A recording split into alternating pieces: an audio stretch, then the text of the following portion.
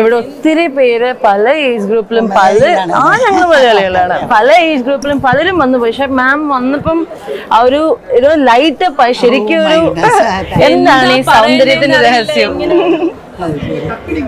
ഭയങ്കര സന്തോഷമുണ്ട്. സൈമയുടെ life time achievement award കിട്ടുന്നെന്ന് പറയുന്നത് ഒരു വലിയ കാര്യമാണ്. എൻ്റെ ജീവിതത്തിൽ ഇതൊരു വലിയ മുഹൂർത്തമാണ്. ഞാൻ ഒരിക്കലും മറക്കില്ല. എൻ്റെ ഹൃദയത്തിൻ്റെ ഭാഷയിൽ ഞങ്ങൾ സൈമയ്ക്കും നമ്മൾ സൂര്യ ടി വിക്കും ഇതൊരു വലിയ ഓണറാണ് അമ്മ ഇവിടെ വന്നിരിക്കുന്നത്. ഒരു ചോദ്യം ഞങ്ങൾക്ക് സിസ്റ്റേഴ്സിന് ഒരു കാര്യം ചോദിക്കാനുണ്ട്. അമ്മ എങ്ങനെയാണ് ഇങ്ങനെ യങ് ആയിട്ടിരിക്കുന്നത്? എല്ലാവരും കാണും ഇപ്പോഴും അല്ലമ്മ, സത്യമായിട്ട് ഇത് കേരളം മൊത്തം ചോദിക്കുന്നത്, എല്ലാവരും ചോദിക്കുന്നത്. നിങ്ങളെ പോലെ സുന്ദരികളുടെ നടുക്ക് നിൽക്കുമ്പോൾ അതിന്റെ കുറച്ച് വെളിച്ചം എനിക്ക് വരുന്നെന്ന് തോന്നുന്നു. അമ്മ അടുത്ത് വന്നപ്പോഴാണ് നമ്മൾക്ക് വെളിച്ചം വന്നതെന്ന് ശരിക്കും തോന്നുന്നത്. അപ്പൊ ഒരുപാട് കുറേ നാളായിട്ടുള്ള ഒരു ആഗ്രഹം കെട്ടിപ്പിടിക്കണം. ഞാനൊന്ന് കെട്ടിപ്പിടിച്ചേ. അപ്പൊ ഞങ്ങള് ചേച്ചി അനിയത്തിമാരാണ്.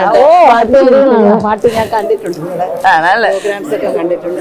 അവര് ഞാൻ കണ്ടപ്പോഴേ ഞാനിങ്ങനെ മിണ്ടണോ എന്താണ് സംസാരിക്കുന്നത്, ഹിന്ദിക്കാരി പെണ്ണുകളാണോ ചുമ്മാ നമ്പർ അതൊക്കെ. അമ്മ അതായത് ഫസ്റ്റ് ലേഡി ഡയറക്ടർ എന്തൊക്കെയാ പറയണ്ടേന്ന്. അതെ, അമ്മയുടെ മലയാളം സിനിമയില് നമ്മൾ നടിയായിട്ട് മാത്രമാണ് ഇപ്പോഴത്തെ കുഞ്ഞു കുട്ടികൾക്കൊക്കെ അറിയാം. പക്ഷെ ശരിക്കും ആ ഒരു ഹിസ്റ്ററി ഫുൾ എടുത്ത് നോക്കുകയാണെങ്കിൽ അമ്മ ഒത്തിരി കാര്യങ്ങൾ ചെയ്തിട്ടുണ്ട്. As A director, as A writer, as A എന്തൊക്കെയാണ്. എന്നെ അറിയാമോ ചോദിക്കുന്നത്.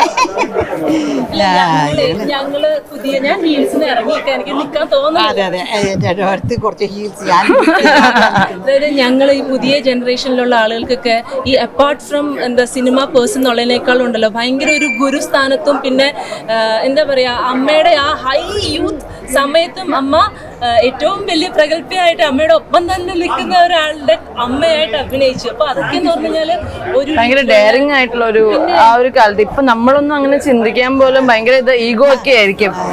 എന്ത് ഈഗോ, എനിക്ക് പ്രായമായില്ലേ, ഞാൻ ആരുടെ അമ്മയുണ്ട്. ആ സമയത്ത് ആ കാലത്ത് തന്നെ പ്രേംനസീർ അമ്മയായിട്ട് ഞാൻ അഭിനയിച്ചിട്ടുണ്ട്.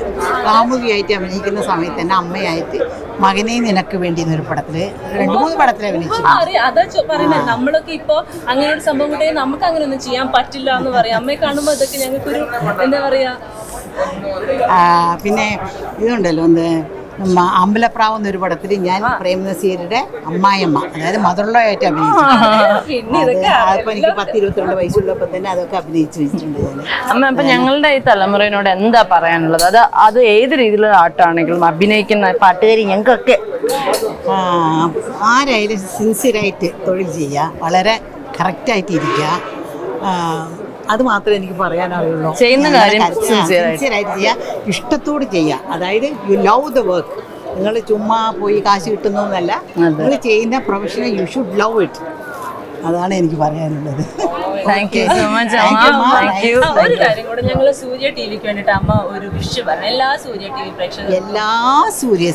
ടി വി പ്രേക്ഷകർക്കും എൻ്റെ മനസ്സിൻ്റെ ഭാഷയിൽ ഞാൻ ഒരുപാട് നന്ദി പറയുന്നു. എല്ലാവർക്കും എൻ്റെ ആശംസകൾ. താങ്ക് യു അമ്മ.